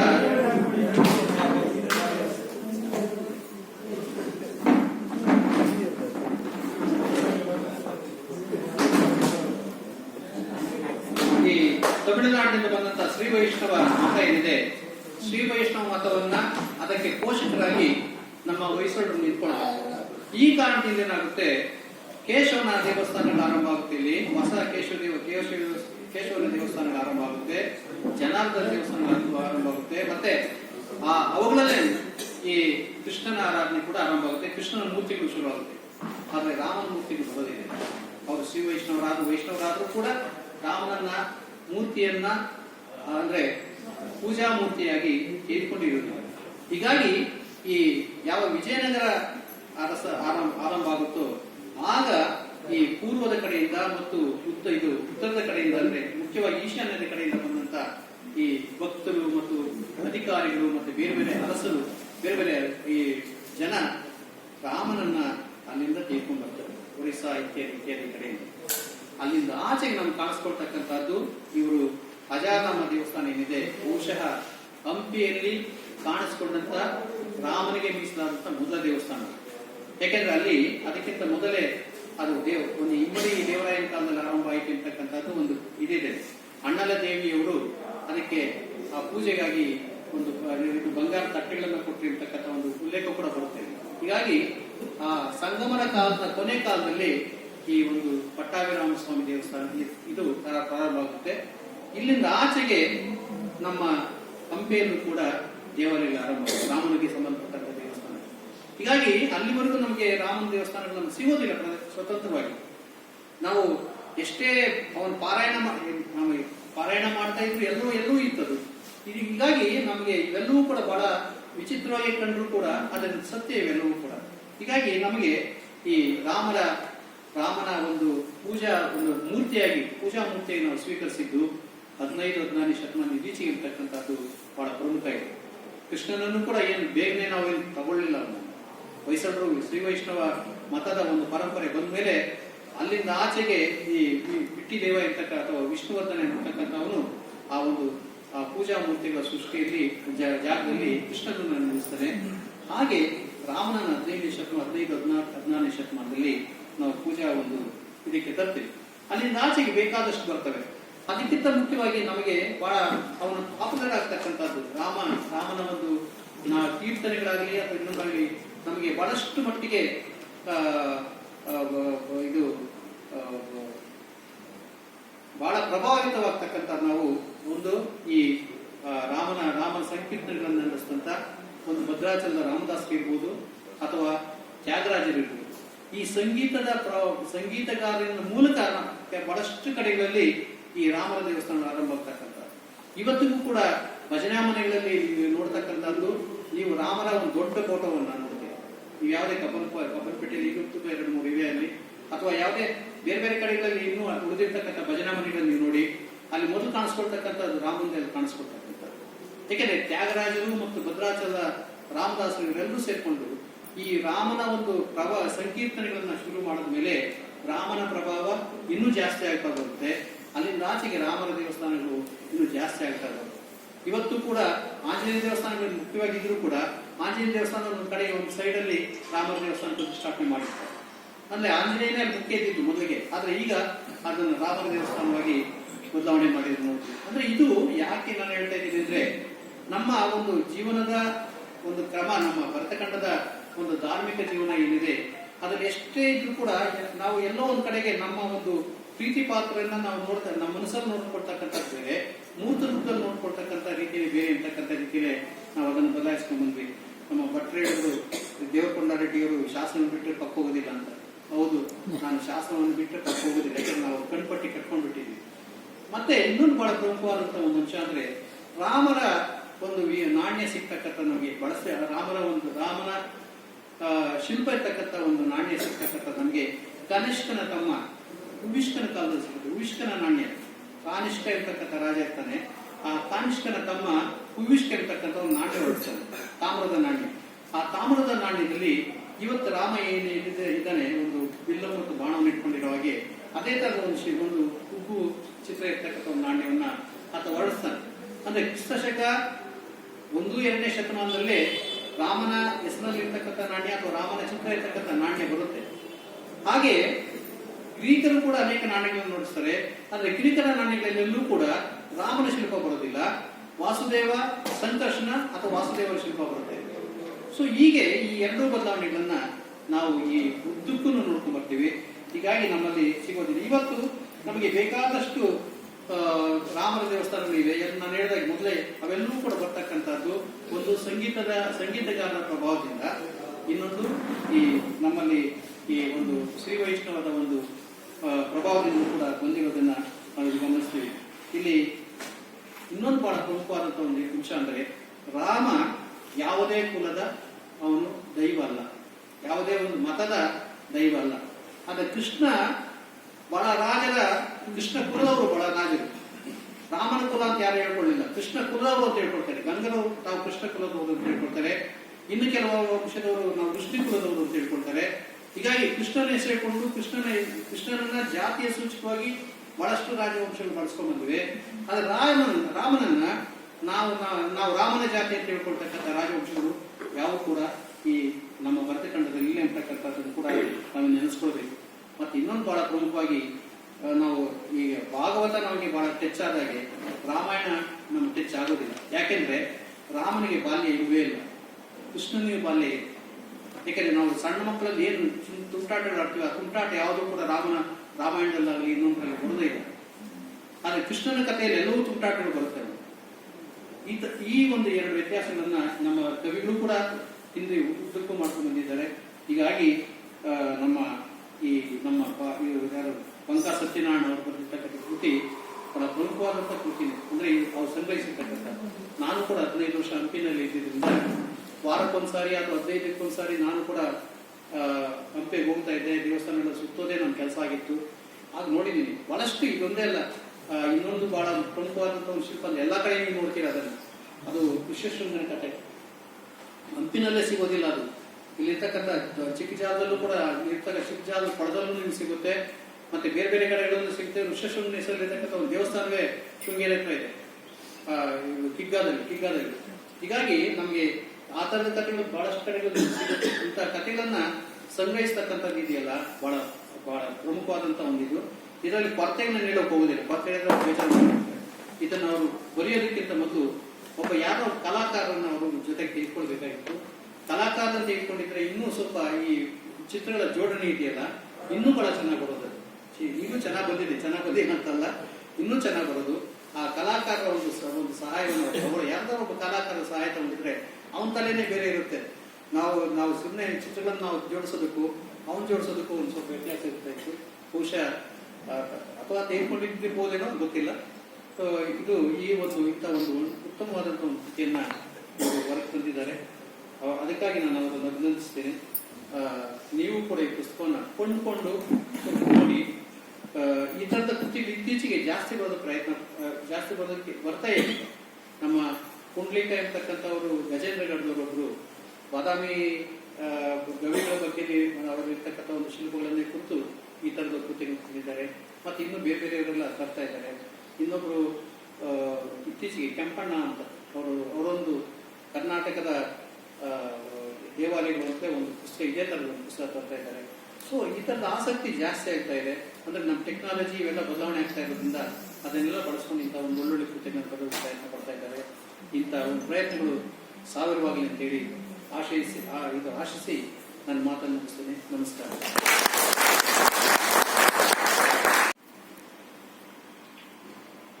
ನನ್ನ ಈ ಕೃತಿ ಹೊರಗೆ ಬಂದಿದ್ದು ನಮ್ಮ ಒಬ್ಬ ಆತ್ಮೀಯ ಸ್ನೇಹಿತರಾದ ಸ್ವಾಮಿಯಿಂದ. ಅದನ್ನು ಯಶಸ್ವಿಯಾಗಿ ಮುಂದುವರಿಸಿಕೊಂಡು ಈ ಸಮಾಜ ಪರಿಚಯಿಸ್ತಾ ಇರೋದು ನಮ್ಗೆ ಆಗ್ತಿದೆ. ಇವುಗಳಿಂದಾಗಿ ಇವತ್ತು ನನ್ನ ಈ ಕೃತಿ ಹೊರಗೆ ಬರ್ತಾ ಇದೆ, ಹೊರಗೆ ಕಾಣ್ತಾ ಇದೆ. ಈ ಕೃತಿ ಬಗ್ಗೆ ಹೇಳೋಕೆ ಸ್ವಲ್ಪ ಕಷ್ಟ. ಯಾಕಂದ್ರೆ ಇದು 11 ವರ್ಷದ ನಂತರ ಪೂರ್ಣ ರೂಪದಲ್ಲಿ ಹೊರ ಬರ್ತಾ ಇದೆ. 11 ವರ್ಷ ನನ್ನ ಶ್ರಮ ಇದರಲ್ಲಿ. ಆದರೆ ಇದನ್ನ ವ್ಯವಸ್ಥಿತವಾಗಿ ಇಟ್ಟುಕೊಟ್ಟು ಎಡಿಟ್ ಮಾಡಿಕೊಟ್ಟವರು ನಮ್ಮ ಶರದವರು.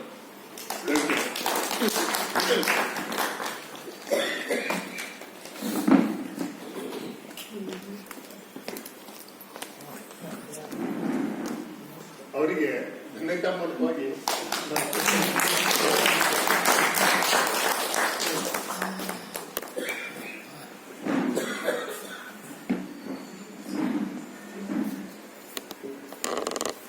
ಈ ಕೃತಿ ರಚನೆಯಿಂದ ನನಗೆ ಸಿಕ್ಕ ಒಂದು ಅನುಕೂಲ ಏನಂತ ಹೇಳಿದ್ರೆ, ನನಗೆ ಸಜ್ಜನರು ಅಂದ್ರೆ ಯಾರು ಅಂತ ಅರ್ಥ ಮಾಡ್ಕೊಂಡೋ ಸಮಯ ನನಗೆ ಯಾವುದು ಸಿಕ್ಕಿರಲಿಲ್ಲ.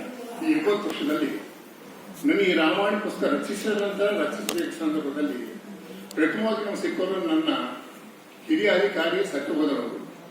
ಅವರು ಸುಮಾರು 30 ಕೃತಿಗಳನ್ನು ಮಹಾಭಾರತದ ಬಗ್ಗೆ, ಭಾಗವತ ಬಗ್ಗೆ ಸಮರ್ಪಿಸಿದ್ದಾರೆ. ಅವರು ನಾನು ಇದಕ್ಕೆ ಈ ಪುಸ್ತಕ ಮುನ್ನಡೆ ಬರಿ ಅಂತ ಕೇಳಿದಾಗ ನಾನು ಬೇಡ ಚಿಂತಾಮಣಿಯಲ್ಲ ಹೇಳಿ ಬರ್ಕೊಡ್ತಾರೆ ಅಂತ ಹೇಳಿದ್ರು. ಆ ಚಿಂತಾಮಣಿ ನನಗೆ ಗೊತ್ತಿರಲಿಲ್ಲ. ಅವ್ರು ಫೋನಲ್ಲಿ ಮಾತಾಡಿದ ತಕ್ಷಣ ಅವ್ರು ನನಗೆ ತುಂಬಾ ವರ್ಷದಿಂದ ಪರಿಚಯ, ನನ್ನಷ್ಟು ಆತ್ಮೀಯವಾಗಿ ಮಾತಾಡಿದ್ರು.